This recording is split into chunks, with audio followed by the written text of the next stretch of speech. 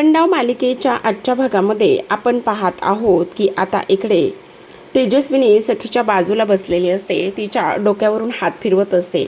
तेवढ्यातच काना तिथे येतो आणि म्हणत असतो, खरं तर मला सखीची फार काळजी वाटते.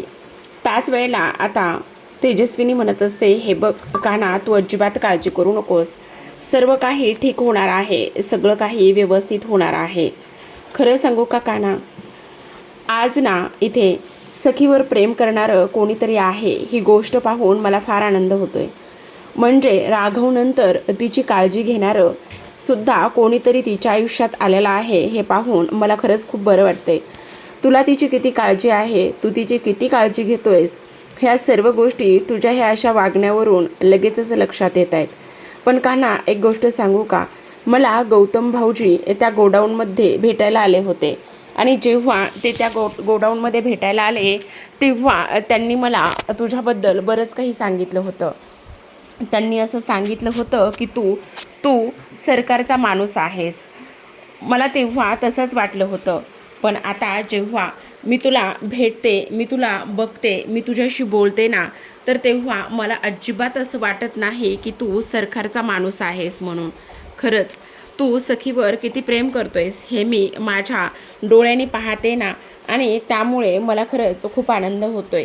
तेव्हा आता इकडे तो म्हणत असतो, पण मी काय म्हणतो ऐका ना, ते सगळं ठीक आहे, पण आता तुम्ही आमच्या रूममध्ये जाऊन झोपता का, कारण खूप उशीर झाला आहे, खूप रात्र झाली.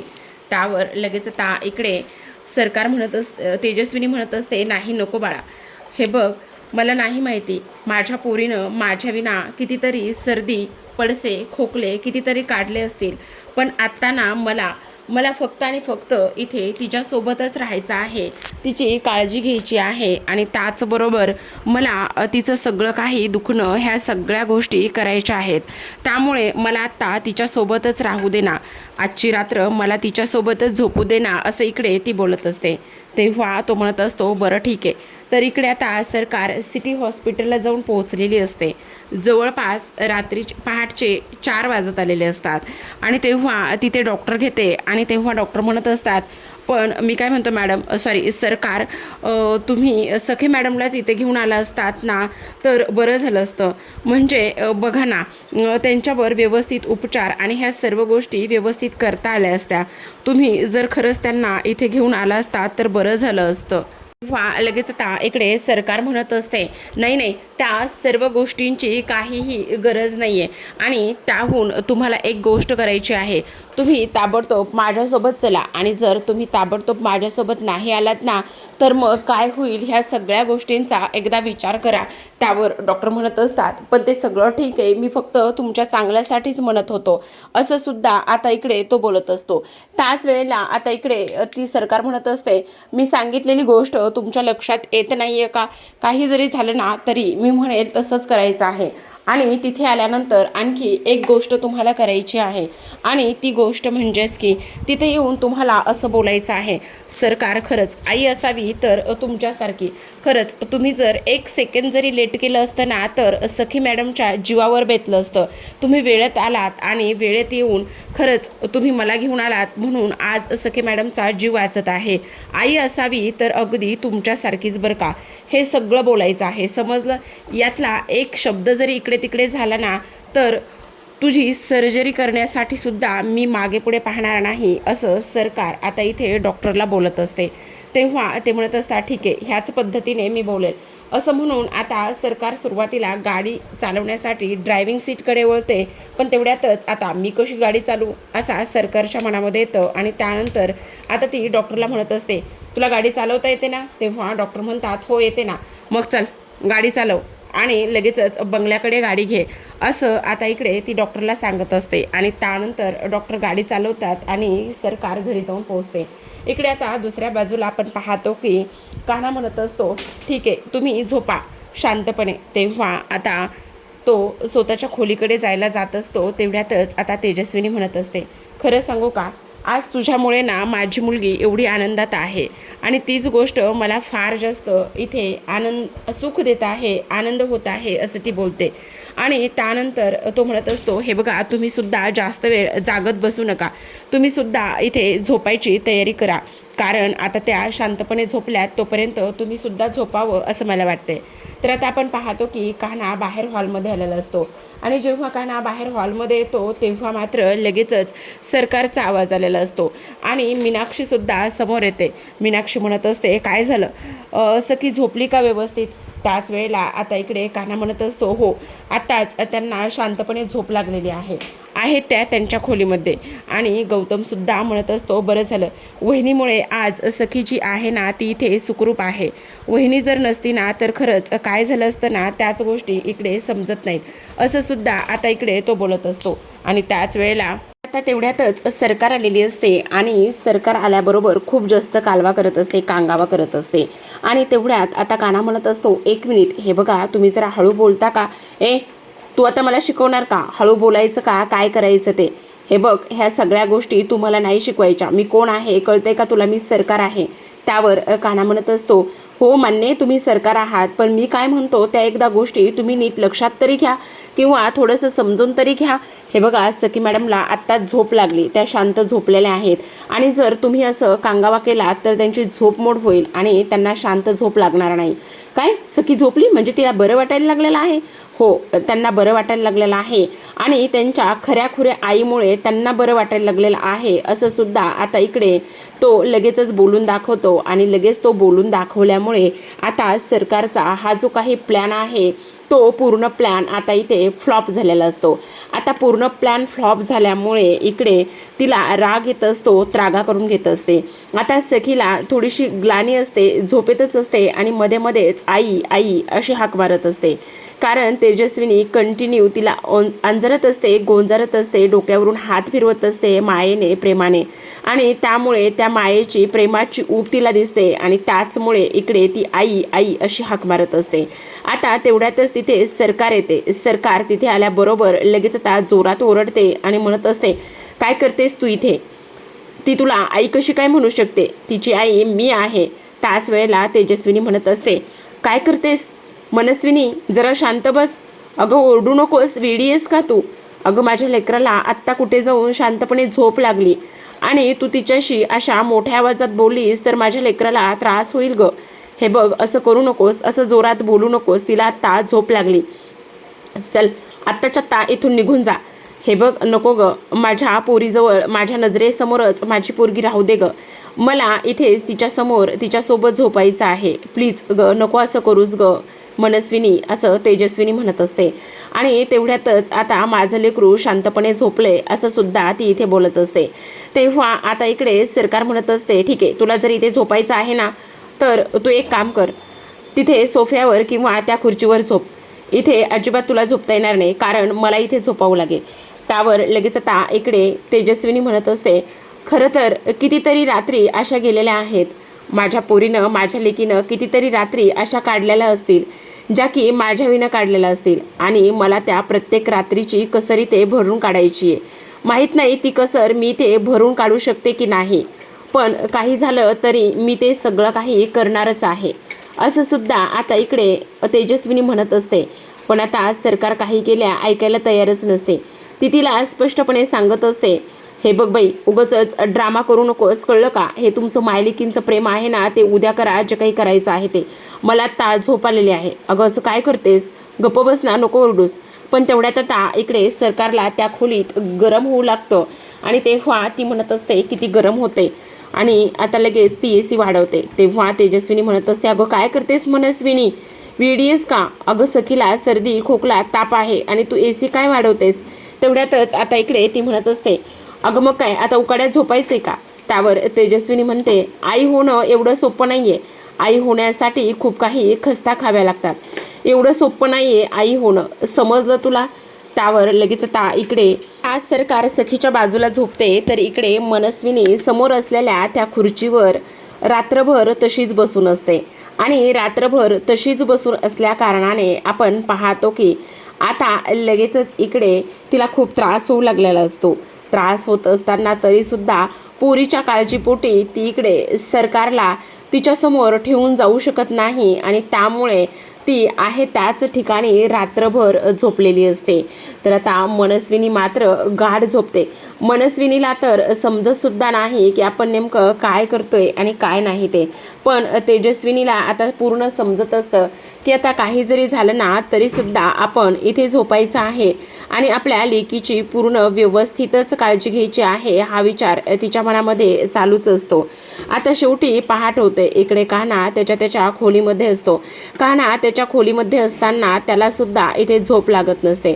तो सुद्धा फक्त आणि फक्त इथे सखीचाच विचार करत असतो आणि सखी झोपली असेल का, त्याचबरोबर हे सगळं माझ्यामुळे झाले का, मी उगाच शावर ऑन करायला लावला का, सखी एवढी नाजूक कशी, ह्या एक ना अनेक गोष्टी आता इकडे तिच्या मनामध्ये सुरू असतात. पण इकडे आता जेव्हा सरकार झोपते तेव्हा सरकारच्या मनामध्ये एकच विचार सुरू असतो, आता रात्रभर असं उकाड्यात झोपावं लागणार आहे. काय करायचं ना खरंच कळत नाही. हे फक्त आणि फक्त ह्या सगळ्या गोष्टीमुळे होते. बस झाले, आता मी जास्त दिवस हे सगळं काही नाही करणार सहन. फक्त आणि फक्त हे 2च दिवस मी ह्या सर्व गोष्टी सहन करू शकतो. यानंतर मी अजिबात हे सगळं सहन करणार नाही, असं सुद्धा आता इकडे तिच्या मनामध्ये आलेलं असतं. त्याचबरोबर आपण पाहतो की इकडे आता सकाळ ऑलमोस्ट होत चाललेली असते. पण कान्हा मात्र अजिबात झोपलेला नसतो.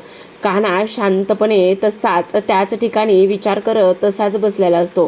कान्हाच्या मनामध्ये सगळे विचार सुरू असतात. तर आता दुसऱ्या दिवशी सकाळची वेळ झालेली असते. छान सकाळ झालेली असते. पण तेजस्विनी मात्र आहे त्याच ठिकाणी तिथेच तशीच बसून असते. आणि जेव्हा इकडे कुल्फी हॉलमध्ये ड्रॉइंग काढत असते, तिने रामनवमी स्पेशल ड्रॉइंग काढलेलं असतं, कारण स्कूलमध्ये ह्या सर्व गोष्टी करायला सांगितलेल्या असतात. आणि जेव्हा कुल्फी ड्रॉइंग काढत असते तेव्हा तिथे कान्हा येतो. कान्हा तिथे आल्याबरोबर तो म्हणत असतो, अरे वा वा वा वा सखी, कुल्फी कसलं सुंदर ड्रॉइंग काढलेलं आहेस, काय आहे स्पेशल. त्यावर कुल्फी म्हणत असते, त्याचं काय आहे ना, रामनवमी आहे स्कूलमध्ये, मग आम्हाला टीचरांनी ड्रॉइंग काढायला सांगितले. आता ड्रॉइंग काढून झाले, फक्त कलरिंग राहिले. मग ते कधी करणार आहेस.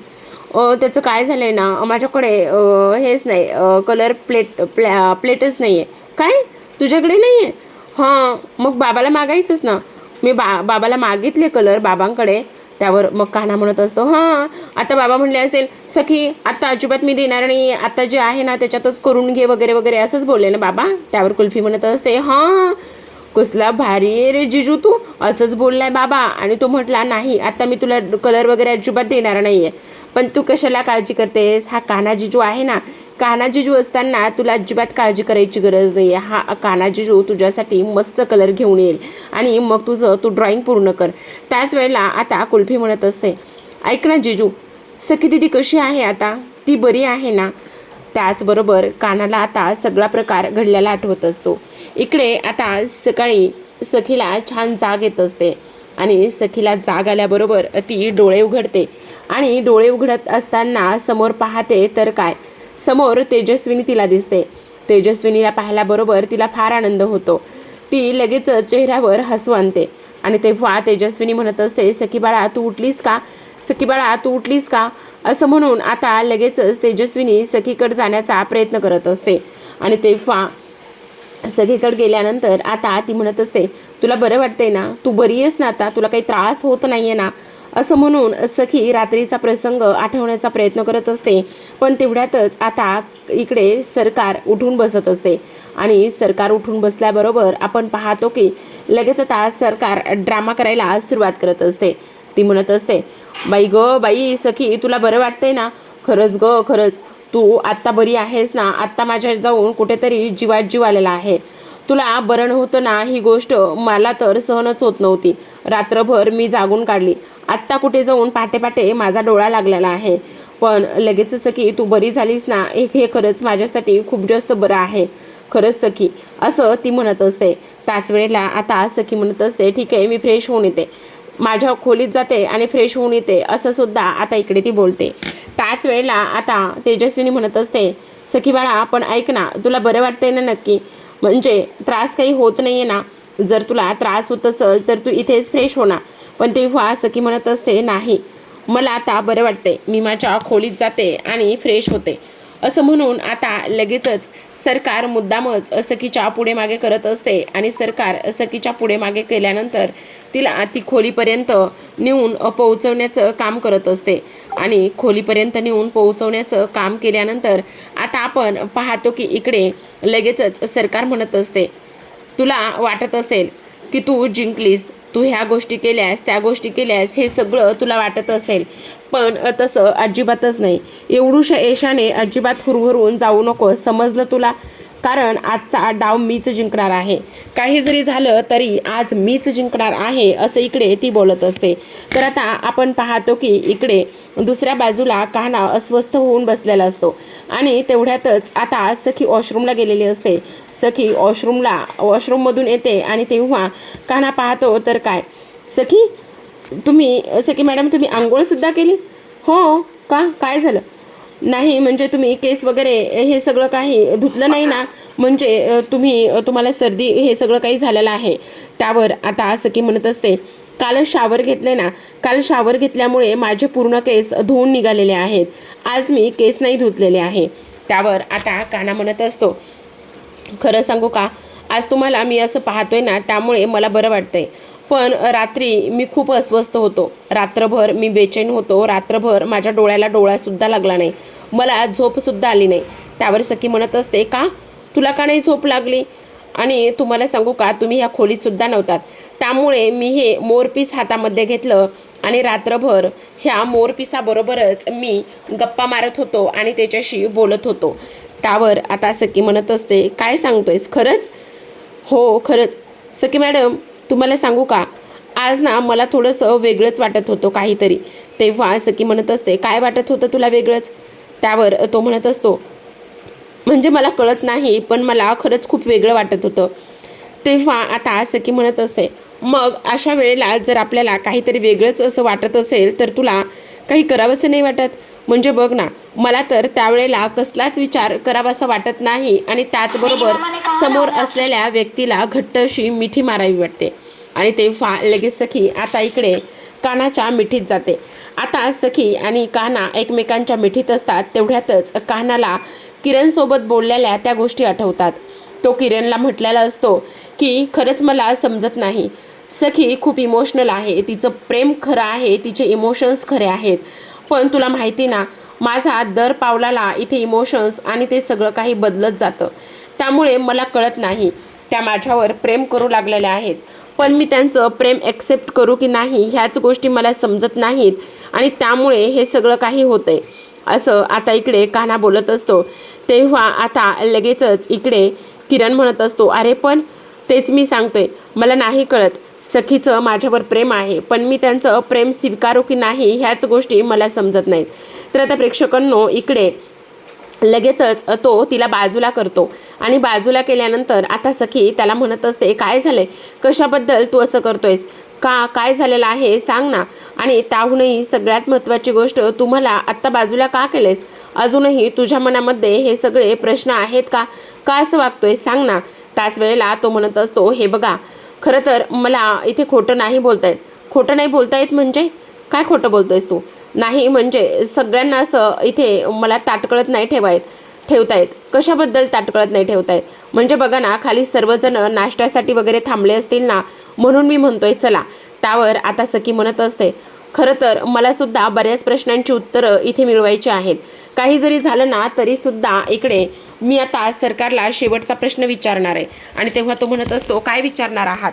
त्याच वेळेला आता सगळेजण नाश्त्यासमोर उभे असतात आणि सखी म्हणत असते, सरकार मला एक गोष्ट सांगा, मी जेव्हा लहान होते त्यावेळेला तुम्ही मला काही घरगुती उपाय म्हणून सर्दी खोकला ह्या सगळ्या गोष्टीवर काही देत नव्हतात का? त्यावर सरकार म्हणत असते, म्हणजे मला नाही समजलं तुला काय म्हणायचं आहे तर. त्याच वेळेला आता इकडे ती म्हणत असते, नाही म्हणजे बघा ना, मी लहान असताना तुम्ही मला असं कधीच काही दिलं नाही आहे का? त्यावर लगेच आता ती म्हणत असते, नाही. त्यावर पुन्हा सखी म्हणते, म्हणजे बघा ना, लवंग मिरी पूड ह्या सगळ्याची काहीतरी अशी पूड करून त्याची वाफ वगैरे ह्या सगळ्या गोष्टी तुम्ही मला दिल्या नाहीत का कधी? तेव्हा सरकार म्हणत असते, तेच तर, तू लहान असताना मी हे सगळं तुला ते द्यायची, मला तेच तर म्हणायचं होतं. पण मग आता सखी म्हणत असते, हो का, तुम्ही मला लहानपणी ह्या सर्व गोष्टी द्यायचात, पण मग काल तुम्हाला मला हे सगळं काही द्यावंसं का वाटलं नाही? तुम्ही मला हे सगळं काल का बरं नाही दिलं? तेव्हा सरकार आता इकडे शरमेनेच मान खाली घालून बसलेली असते.